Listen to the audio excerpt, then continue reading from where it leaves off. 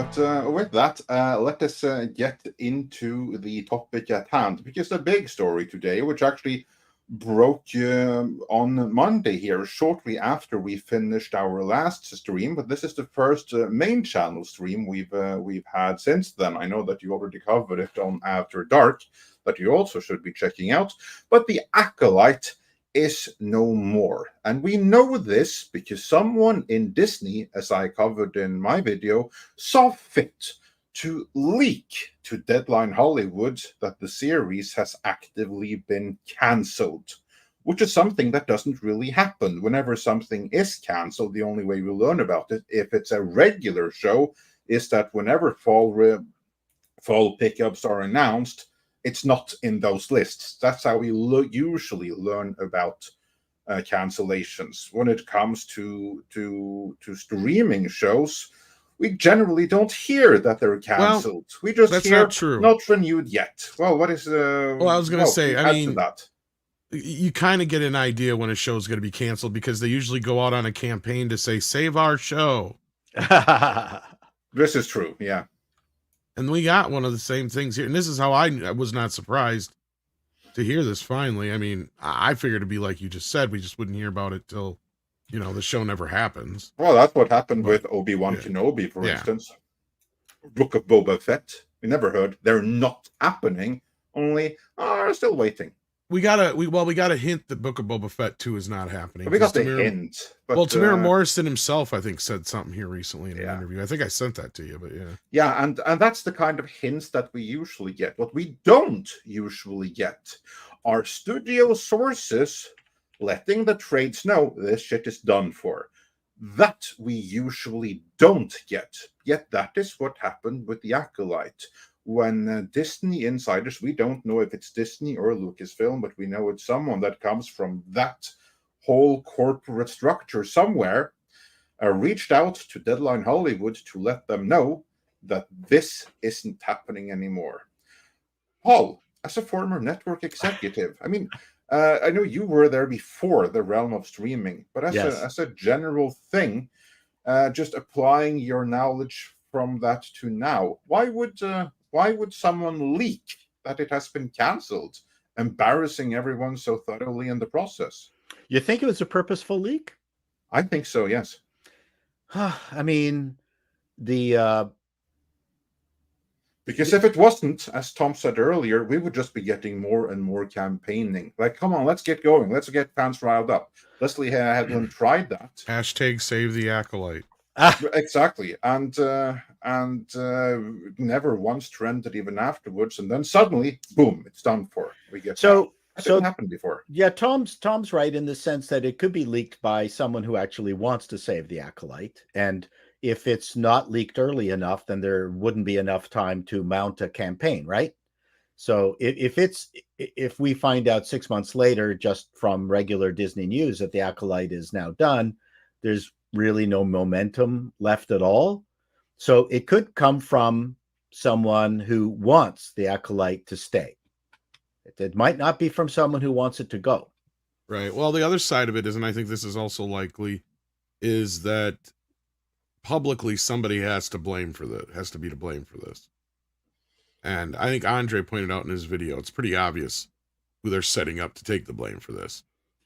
Former Harvey Weinstein assistant, that's who. No, I thought they were setting up Manny Jacinto.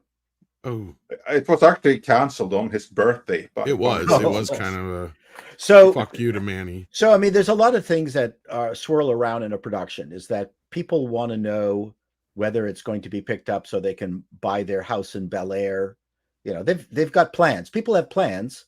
People don't understand that shows are done so far in advance, especially this stupid streaming thing where it's not happening year after year, which is a problem, a really, really big problem for the industry, is the lack of consistent timing on these productions.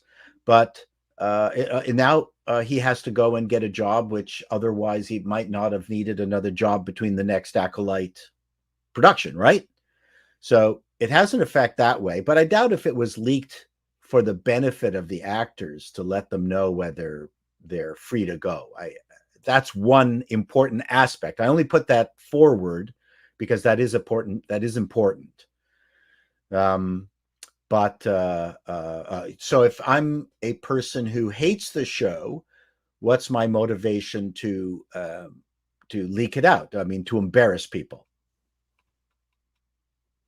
Yeah, Well, because the actors, they can be told to look for something else behind the scenes without it being made public. But they don't. The production companies wait to the last minute to do it.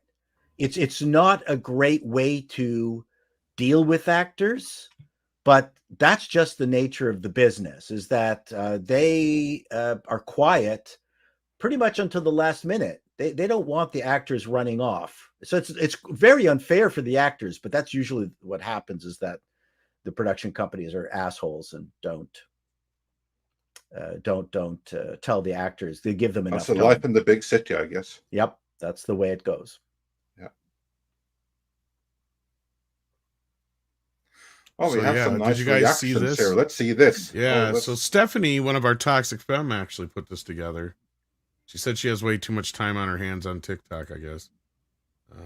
So thank you, Stephanie, for putting this together. But found this quite, you know what actually enhances this? You'll see. So the Acolyte was canceled. It's definitely because incels didn't like two people of color holding hands. We're not gonna forget that. They hit the second tower. It was set up to fail from the beginning. When the Acolyte was first announced as a female-run show with Leslie Headland at the helm, starring a black femme and a diverse cast of characters unlike we had seen in a Star Wars project before, the review bombers took to the internet before the show even had a chance to air. Is it worth the price? I understand that it got review bombed to an insane degree by so many people who were hating on it just because of what seemed like internal prejudice. Amanda Stenberg, who not only gave a phenomenal performance as Arthur, but also as her closest roommate, had no choice but to stick up for themselves and defend herself against the vitriol and bigotry that she was receiving because Lucasfilm did not protect her.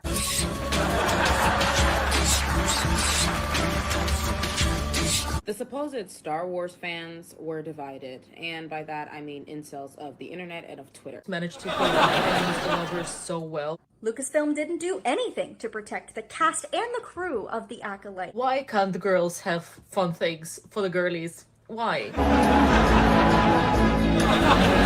But it just shows how fragile you guys are to storytelling. And it was for the girls on board. Leslie Headland was so dedicated as a fan of Star Wars. So when Mother Anicia says this quote, and the whole show is literally about people of color. Ask me one more time. I'm about to cry. Thank you for asking. I don't care about what the incel said. You guys bullied Amanda Stenberg so bad. The Acolyte, it was kind of to be expected considering how it is set in the universe that has, if not one of the, then the most toxic fan base like ever. To receive this news, I like him. We're not getting any You know more. what strikes me edits about because we're this not whole gonna get any thing? more source material. It's just 5 people or something. Yeah, not even really. What do you mean? It wasn't bringing in the view. The precedent this is setting is very scary and very concerning. What Why? Lucasfilm is doing with this decision is allowing the bigots to win, allowing the bigots to run with this and decide, even if that's not the original intention of canceling the show, that they have won, that they are correct, that Star Wars needs to be white and male, and it can't be anything else. How about Star Wars be universal about the human condition so it's accessible for everyone, rather than to be something that belongs into the world cinema and LGBTQIAP plus section of your local bricks and mortar video store that no longer exists because it shut down 5 years ago, but that was the absolute smallest shelf because it has the most limited audience on the face of the earth. How about that? And then it doesn't matter the face of the audience. But I just think it's like so manipulative that this is kind of like what they're saying, that, oh, just white people. Okay, if you have the exact same kind of storytelling and it's white people it's white activists still doing activist storytelling about the environment or something like that, it's going to be every single bit as unwatchable to normal people. That's a problem here. That the whole Star Wars during the Disney era has been activist. It's been commie storytelling, and that's the issue. And then it's just really insidious to hide behind the skin color or the gender of the cast, as if that's the real problem when it isn't. And unfortunately, you have people like we saw in this montage right here that fall straight for it and then just bow down in their victimhood, thinking, oh, it's about black. No, it's not about black people. It's not about lesbians. It's about the storytelling, or rather the lack of it. Yeah, I think the cope is hilarious, to be honest with you, but that's just me. I mean, in what universe did they really think this was getting a second season anyway? Well, that I do not blame anyone for thinking, because you need only look at what Disney has been doing the past 10 years. So honestly, I would not have been surprised if this did get a second season. Case in point, Ahsoka is getting a season. Does it have viewership to justify a second season? I somehow doubt it does. No. And considering that Lucasfilm is still operational after having lost Disney billions, That thing's operational. Yeah, I wouldn't have been surprised if a second season was made. I really wouldn't. Yeah, I mean, I did mention, like, just because of, like, you know, despite us, like, Batwhammon, they would. But well, I think the interesting thing, and I wrote about it in the video that I hope to get published, is that a lot of this woke stuff is actually gaining an audience. They are getting traction. I euphemistically call them the campus protesters.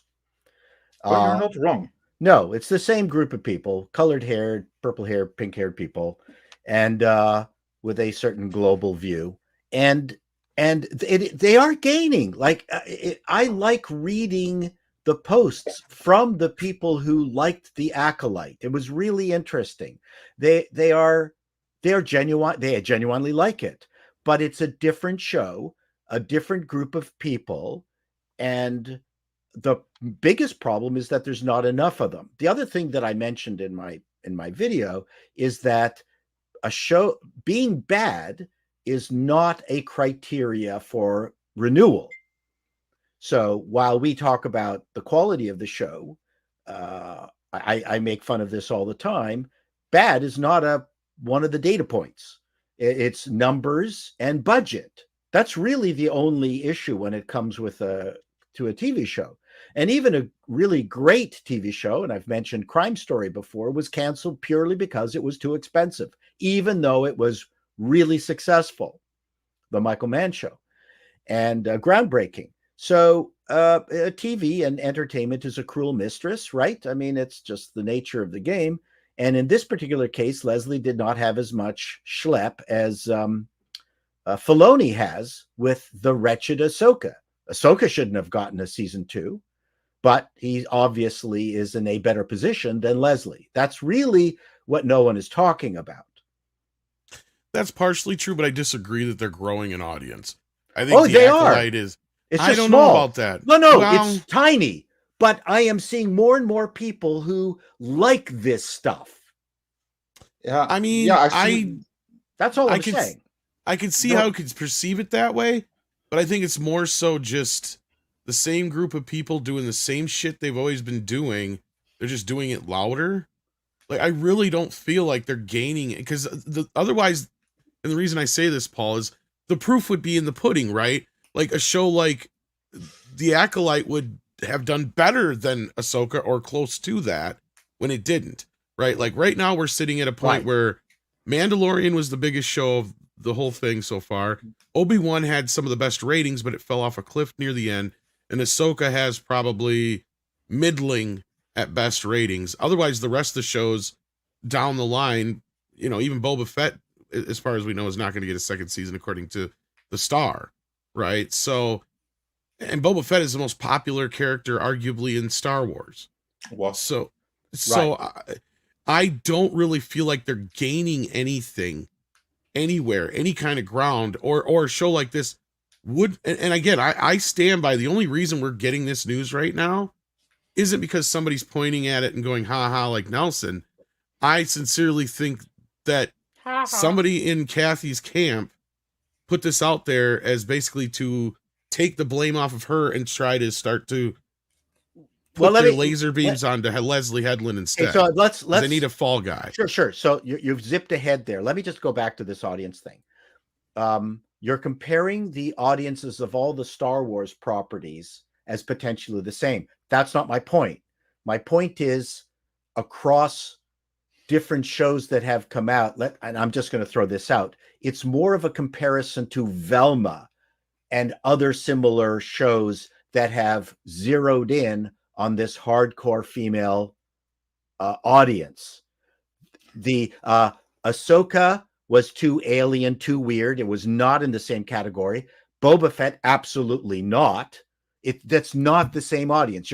I'm just saying that there is a female-oriented audience of properties that have now been released by Hollywood, often failed properties that have similar DNA. And I can see an audience, I can see that building. It's just not very large. That's my exactly point. Right. Yeah, and to your point, you are actually both completely right. Paul, you are right in that the audience is growing. There are more of those radical female gender study activists now who are into this kind of stuff than there were 5 years ago. At the same time, Tom is also right, because there's still so few of them that they're not going to make any kind of difference when it comes to the viewership of any of these series. Because we are talking about, it used to be that all of these activists who are into this kind of show, if you put them all together, they would fit into a medium-sized room. Now there's more of them, so now they will all fit into a big room. So they are growing. But at the same time, that's not enough that it's going to be visible in any kind of metrics, and they're not going to be able to save any kind of show that is the size and scope of something like The Acolyte. Because the audience that they are, I mean, the cap for a cost of such a show needs to be 10 million. If it's anything more than that, it's going to fail, because that's how few there are. This clip was taken from Midnight's Edge in the Morning, which streams live every Monday, Wednesday and Friday at 9 AM Pacific Time on the Midnight's Edge main channel. There you can send in your live questions and comments before clips and full stream replays are uploaded to Midnight's Edge live archives. We are also on Twitter, Rumble, Odyssey and Facebook, so smash that like, help share, subscribe and join us.